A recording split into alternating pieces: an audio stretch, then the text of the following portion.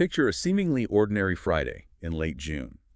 The sun is out, the weekend is stretching ahead, and the biggest concern on the schedule is just a routine 28-week medical checkup. Right, just a totally standard day. Exactly.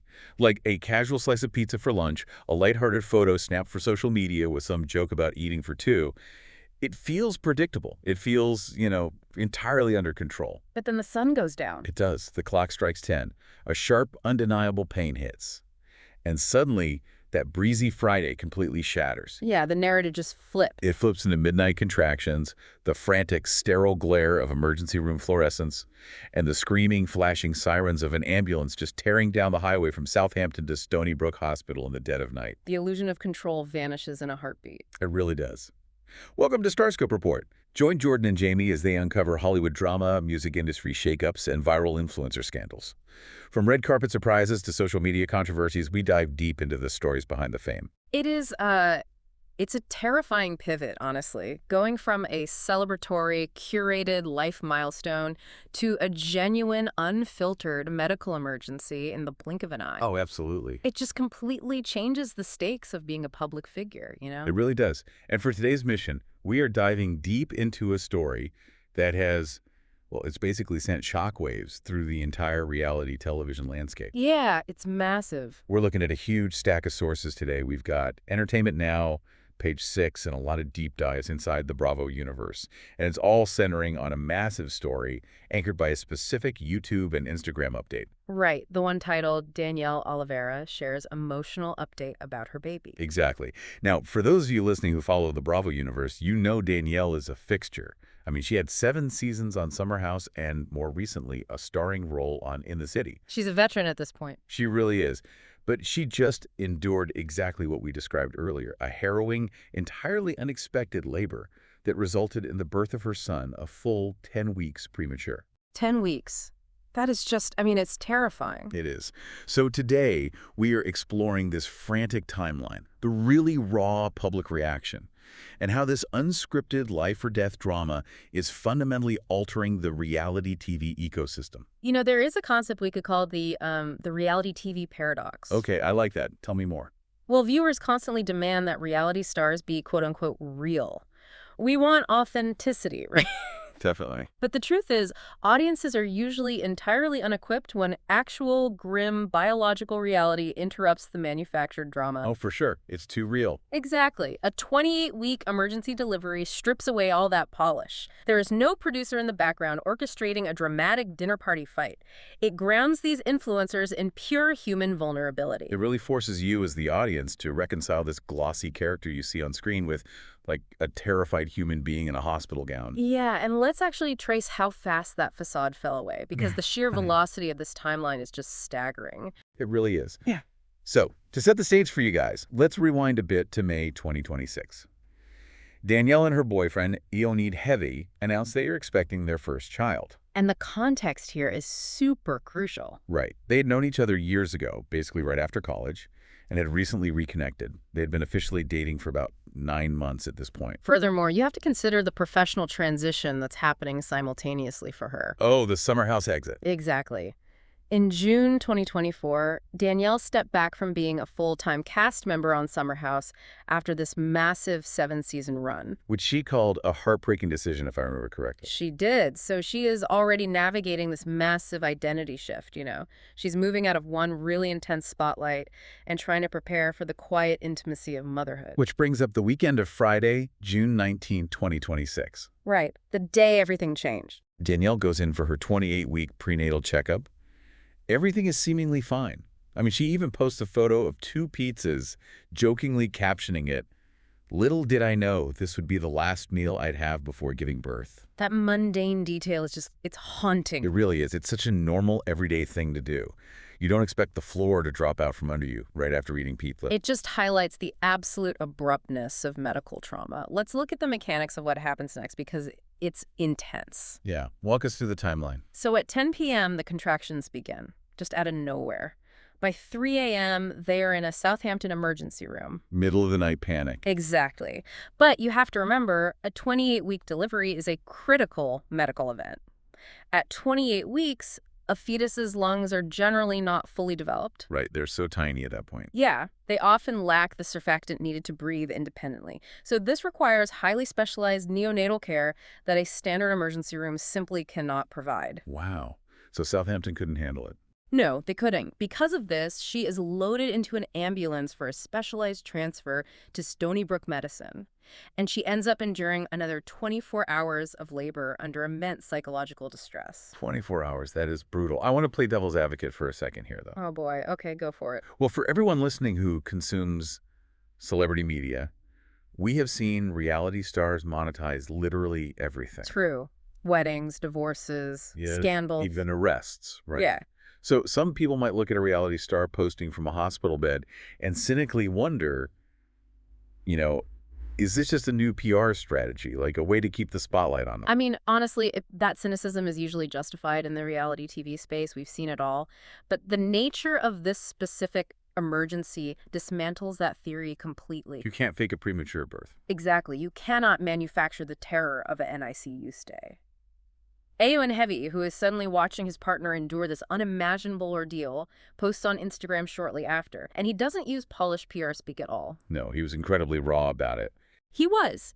He literally admits to being a nervous, terrified, sobbing mess. Which is so real. It is. He praises the Stony Brook medical team, saying he is just mesmerized by the miracles they perform.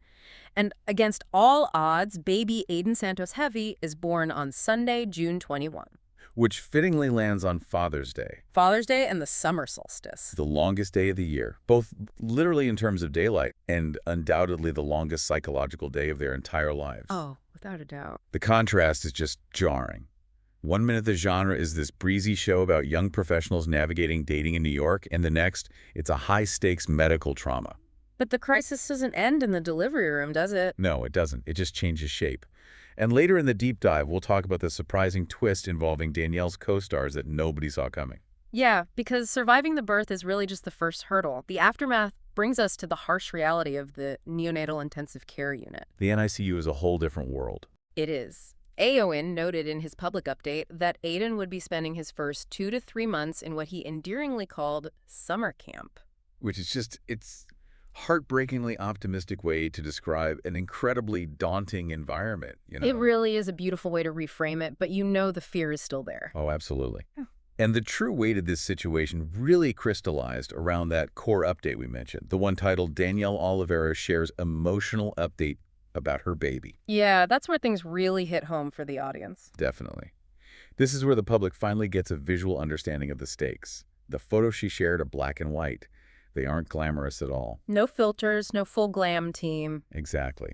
There's this striking image of Eoin holding Danielle's hand, and he's just wearing his hospital visitor tag. Yeah. It is so intimate, exhausted, and incredibly quiet. It really captures the weight of the moment. And it is in this update that the true significance of the baby's name is revealed to everyone. Aidan. Right. They named him Aidan, which actually translates to fiery one or bringer of fire. I love that so much. It's powerful. Eoin mentioned this was a direct tribute to Danielle's resilience and her immense strength during the harrowing emergency labor. It is a heavy, really purposeful name for a child who is fighting so hard, just days into existence, Just sitting there inside a glass isolette, surrounded by wires and monitors. A little bringer of fire in the NICU. The imagery is just incredibly powerful. It is. And the public response to this specific update was absolutely staggering. I mean, Danielle shared on Instagram that she was spending her time reading countless messages from followers. People were really reaching out. Yeah, followers who had survived their own NICU journeys and premature birth stories. She noted that this support meant more than anyone could ever know. But I have to challenge the usual narrative here for a second. Okay, what do you mean? Well, for anyone listening, think about how often the phrase parasocial relationship is thrown around as a negative thing. Oh, all the time. It usually has a terrible connotation. Right. We always talk about fans being overly invested, boundary crossing, toxic, all of that. But doesn't this outpouring of shared medical trauma prove that these parasocial relationships can actually function as a genuine lifeline? That is a phenomenal observation. Let's really look at the psychology behind that shift. Yeah, let's break that down. Parasocial relationships, which is that one-sided bond a fan feels with a celebrity, are usually vertical. Vertical meaning like looking up at them. Exactly. The star is up on a pedestal, living this glamorous, unattainable life, and the viewer is looking up from their couch at home. Right. There's a clear hierarchy. But trauma completely flips the axis. Medical terror makes the relationship horizontal. The fame dynamic just evaporates. Absolutely. Think about it. When a mother in Ohio who spent 2 months watching her own premature baby struggle to breathe reaches out to Danielle Olivera in New York. The wealth, the television cameras, all of it doesn't matter. None of it matters. The Instagram followers cease to matter. They are suddenly just two mothers navigating the exact same primal fear. Shared trauma really is the ultimate equalizer. It is. It creates this community of support that proves raw authenticity resonates on a far deeper psychological level than any sponsored post ever could. It's the ultimate reality check, proving that the human element will always eclipse the television persona. And hey, if you're moved by these deep dives into the real lives behind the cameras, make sure you're subscribed. We've got even more incredible stories ahead. You definitely want to subscribe because this story doesn't stop here. No, it doesn't. Because the arrival of baby Aidan didn't just mobilize the fans, it sent absolute shockwaves through the Bravo universe itself. Particularly regarding Danielle's professional circle. Exactly, her castmates. So to understand why this event hit the cast so hard, we really need to examine the psychological pressure cooker of reality television. Oh, it is a pressure cooker. On Danielle's current show, In the City, her first season was entirely defined by intense skepticism from the group. Yeah, the entire cast heavily doubted her fast-moving romance with Eoin. They were brutal about it. They really were. And looking at it strictly through the lens of reality TV mechanics, I mean, it kind of makes sense. From a producer standpoint, sure. Right. Danielle is a Bravo veteran. She starts dating Eoin, who, let's not forget, was actually in the middle of a divorce when they first got together. Which is always going to cause chatter. Always. So to a cast of reality stars who were literally trained to sniff out drama, he looked like a walking red flag. They questioned the entire foundation of the relationship. Right. They were asking, was it a rebound? Are they moving dangerously fast? It was basically the primary conflict fodder for the whole season. The narrative the cast built around them was entirely focused on instability. They were waiting for the other shoe to drop. But then, unpredictable biological reality intervenes. And it changes everything. The ultimate mic drop to all those skeptics isn't a highly produced screaming match at a reunion special, you know? No, it's not throwing a drink in someone's face. Exactly. It is a father standing terrified in a hospital hallway and a mother fighting through a premature delivery. The undeniable bond forged in that crucible just completely short-circuits the reality TV conflict engine. The reaction from the cast is the clearest proof of that, honestly. The petty skepticism just vanishes overnight. It really did. It was immediate. Andrea Denver posts a public tribute calling newborn Aidan a little fighter. Lexi Sundin sends her love. It wasn't just them either. No, castmates like Yvonne Najor, Georgina Fursley, and even old summer house friends like Stephen McGee just completely flood the couple with support. Blue heart emojis everywhere. Exactly. But here is the critical question for anyone listening who understands how reality shows operate. Is it possible for a cast to permanently drop their petty feuds, or is this just like a temporary ceasefire out of basic human decency? I think it is a fundamental shift, and it is being driven by a massive coincidence that's happening behind the scenes. Oh, the baby boom. Yes. This wasn't just Danielle and Ian experiencing a life-altering milestone. The broader revelation is that In the City is undergoing an entirely unscripted baby boom. This is the plot twist no producer could have possibly engineered. I mean, Andrea Denver and Lexi Sundin recently announced they're expecting a baby girl. Huge news for them. And on top of that, Yvonne Najor and her husband Nick Barber are also expecting their first baby. It's wild. Suddenly, this entire cast, who were previously known for navigating New York nightlife and dissecting each other's dating lives, are all transitioning into parenthood simultaneously. Andrea and Lexi even told People magazine how surreal it is that two of their closest castmates are pregnant and due around the exact same time. They spoke about the beauty of sharing this season of life, right? Swapping stories, experiencing these massive milestones together. Yeah. And from a sociological standpoint, the group's entire center of gravity has shifted. It is genuinely fascinating to watch. The relationship that the cast doubted the absolute most, Danielle and Eoin's, has now become the emotional anchor for this massive group transition. It's ironic, isn't it? Very. Think about what this means for the future of the show, though. If, in the city moves forward, the DNA of the series is permanently altered. It has to be. You can't go back to fighting over VIP tables. The narrative cannot go backward. In reality television, conflict is usually driven by a manufactured scarcity of screen time or superficial slights. Like who wasn't invited to a brunch, or who looked at someone the wrong way across a room. Exactly. You simply cannot maintain that level of superficial conflict when three of the main cast members are dealing with the brutal realities of sleep deprivation, postpartum recovery, and in Danielle's case, the lingering trauma of a highly precarious NICU journey. The stakes are just permanently raised. The entire focus transitions from impersonal grievances to the universal, exhausting struggle of keeping a tiny human being alive. It forces everyone to grow up together in real time. The producers trying to shape the narrative, the cast living it, and the audience consuming it. It really does.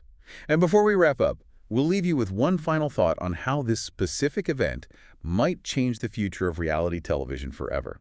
Stay tuned and hit that subscribe button so you don't miss our next deep dive into the stories shaping pop culture. You know, this whole sequence of events, from the mundane pizza photo to the midnight ambulance ride and the profound outpouring of support for baby Aidan, it really challenges the foundational appeal of the reality genre. How so? Well, for over 2 decades, the primary draw has been escapism. Audiences tune in to watch engineered chaos. Right. We watch for the ridiculous arguments on lavish vacations. We watch for the breakups and the cheating scandals. But as stars like Danielle Olivera begin to document these incredibly raw, life-and-death medical traumas, it fundamentally changes the palate of the viewer. It makes the fake stuff taste stale. Exactly. So here's the provocative thought we want to leave you with today. As the stakes on our screens transition from manufactured drama to genuine biological survival, will audiences eventually lose their tolerance for fake fights? That is a great question. Are we witnessing the dawn of a completely new era of reality television, where authentic human vulnerability and horizontal community support render the petty conflicts of the past completely obsolete? Keep that in mind the next time you scroll past a seemingly perfect, mundane post on a Friday afternoon. You've been listening to Starscope Report, where Jordan and Jamie uncover the stories shaping Hollywood, music, and pop culture. Thanks for tuning in, and don't forget to subscribe for more stories that keep the stars shining.